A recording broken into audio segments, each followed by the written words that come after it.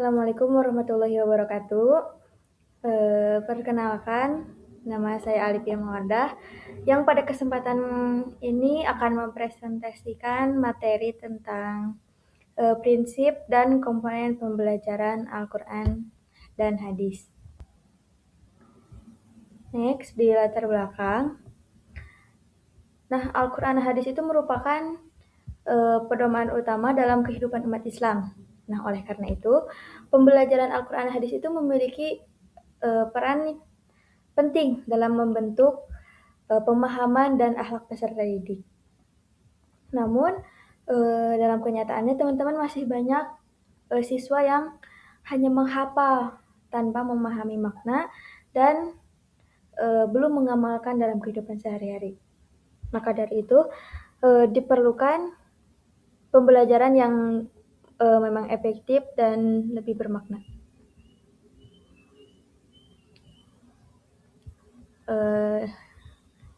Next, di slide ketiga ada pengertian di mana pembelajaran Al-Quran Hadis ini adalah suatu proses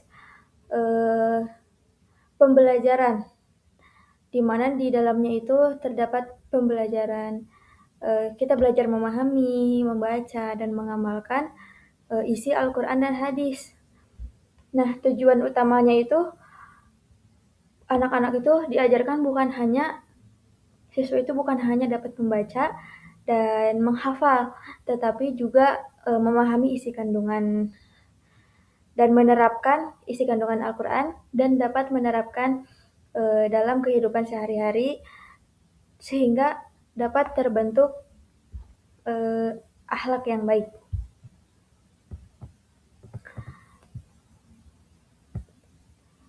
Kemudian di slide keempat ada konsep dasar pembelajaran. Pertama, Al-Quran Hadis itu berlandaskan wahyu.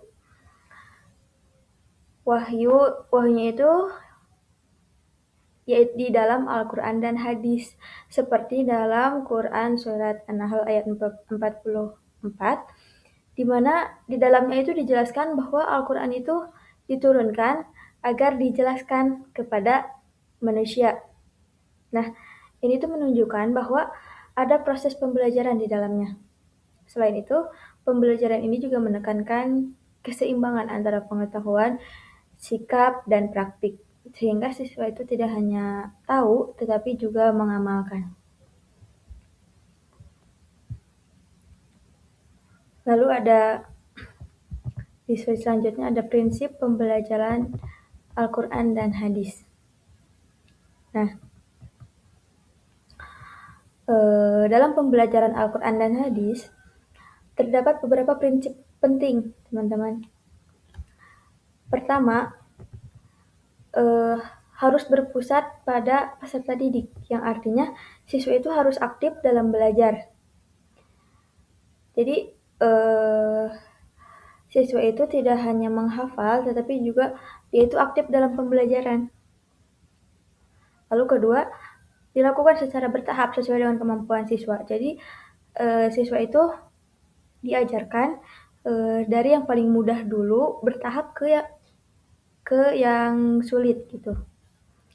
Lalu di poin ketiga adanya keteladanan dari guru yang dapat dijadikan contoh atau figur untuk anak-anak. Lalu di poin keempat ada pembiasaan dan praktik langsung. Jadi di dalam pembelajaran itu harus dibiasakan, contohnya dibiasakan untuk berakhlak baik dan dibiasakan, dipraktikkan langsung di dalam kehidupan sehari-hari. Dan yang terakhir, relevan dengan kehidupan sehari-hari. Jadi, apa yang kita ajarkan kepada anak-anak, kepada murid-murid harus sesuai dengan kehidupan sehari-harinya murid gitu. Jadi, kita mengajarkan akhlak, sikap baik anak di sekolah, sikap baik anak di rumah atau di lingkungan kepada teman-temannya. Nah, seperti itu. Lalu di slide selanjutnya ada penjelasan prinsip. Nah, prinsip-prinsip tersebut itu berarti bahwa siswa itu tidak hanya mendengarkan, peserta didik aktif dalam pembelajaran. Jadi, tidak hanya mendengarkan tetapi juga aktif dalam pembelajaran. Lalu yang nomor 2 itu ada materi diberikan secara bertahap sesuai dengan kemampuan. Guru menjadi contoh dalam sikap dan perilaku. Siswa dilatih mengamalkan isi Al-Quran. Materi dikaitkan dengan kehidupan nyata.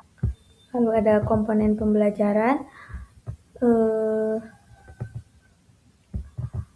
Komponen pembelajaran di dalam pembelajaran terdapat beberapa komponen yang memang utama dan saling berkaitan, yaitu ada tujuan, ada materi pembelajaran, metode pembelajaran, media pembelajaran, evaluasi guru dan siswa. Nah, semua komponen ini itu teman-teman harus berjalan dengan baik agar pembelajaran itu dapat mencapai hasil yang maksimal.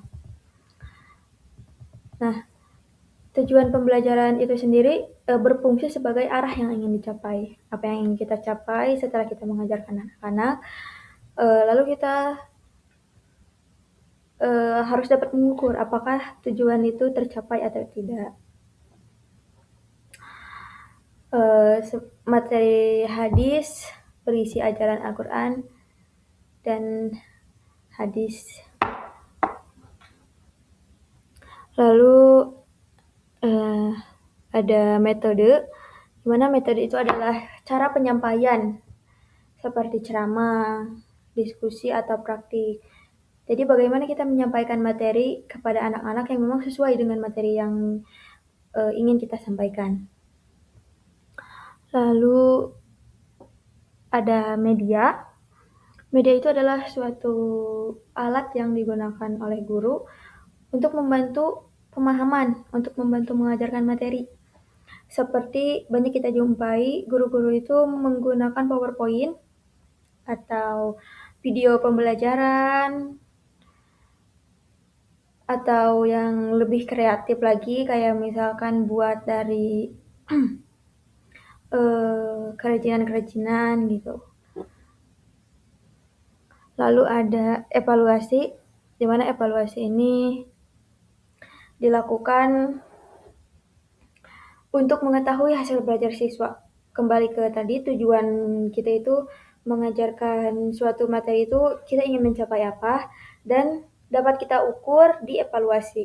Di mana evaluasi ini kita bisa mengadakan tes, praktik, lalu kita melihat sikap siswa. Di awal kita mengajarkan sikap yang baik itu seperti apa, dan di evaluasi kita harus melihat ternyata memang anak-anak ini baik. Jadi evaluasinya itu ya udah bagus. Nah, guru dan siswa di sini, guru dan siswa itu guru menjadi fasilitator dan siswa itu sebagai subjek pembelajaran, teman-teman. Lalu untuk slide selanjutnya ada analisis permasalahan. Namun teman-teman, dalam pelaksanaan pembelajaran masih terdapat beberapa permasalahan seperti pembelajaran yang terlalu fokus pada hafalan, lalu kurangnya praktik dalam kehidupan sehari-hari, serta metode yang kurang bervariasi. Hal ini tuh dapat menyebabkan siswa itu kurang memahami makna yang memang sebenarnya. Lalu di slide 10, saya siapkan solusi dari permasalahan-permasalahan tadi. Untuk mengatasi hal-hal yang tadi,